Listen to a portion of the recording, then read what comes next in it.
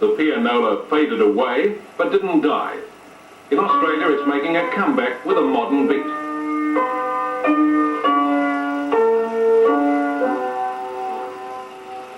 In a studio in the Sydney suburb of Petersham, a sound of the 70s is being recorded for the pianola by Ray Hill. She's resident artist for the Mastertouch Piano Roll Company, which has been producing music rolls without a break since 1919.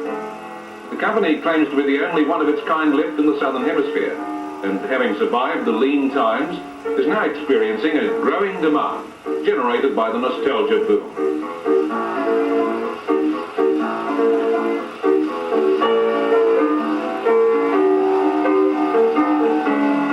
Australian piano rolls were made on brown wrapping paper by pianist Len Luskin, a child prodigy who was conductor of the Majestic Theatre Orchestra in Melbourne when he was only 18. And in the 20s and 30s, Letty Keys and duo pianists Edith and Laurel Pardey firmly established what became widely known in the music world as pianola style. The pianola style notes from this keyboard are relayed through an electronic memory bank to a recording machine that makes the perforated master roll.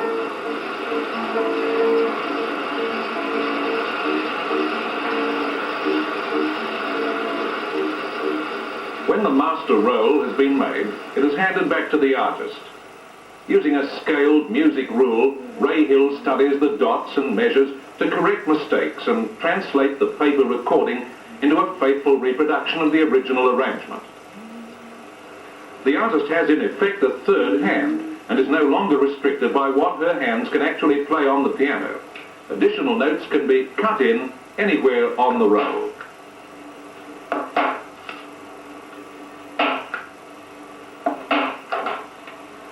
Ray, why are you putting in extra notes?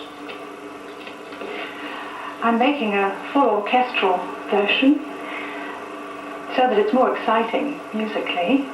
Sometimes I need to add a bass or an extra treble part, sometimes a vamp, and sometimes an extra melody. So in the end it sounds as if several pianolas are being played? Yes, like a sort of stereo.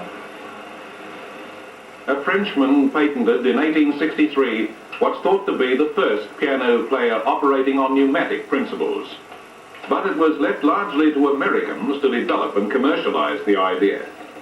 In the 1890s, the pianola came on the market and made such a tremendous impact that the trade name became a generic term for all types of player pianos.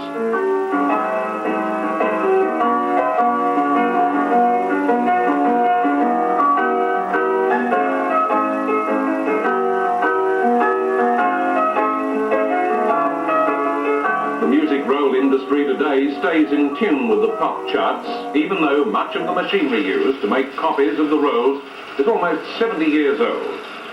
Up to 16 copies can be made at one time.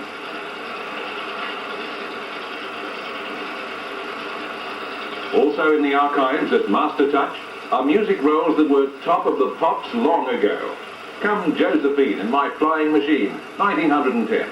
Alexander's Ragtime Band, 1911. After You're Gone, 1918. And other First World War favourites like Goodbye Broadway, Hello France, and Rose of No Man's Land. When the war ended, every pianola owner needed the latest release of How You Gonna Keep 'Em Down on the Farm Now That They've Seen Paris. The words of many old favourites like these are now being printed on rolls for a new generation of pianola fans. Second-hand pianolas are much in demand, but there are very few on the market. Jim Rebbett talked about the trend with the owner of Mastertouch, Barclay Wright.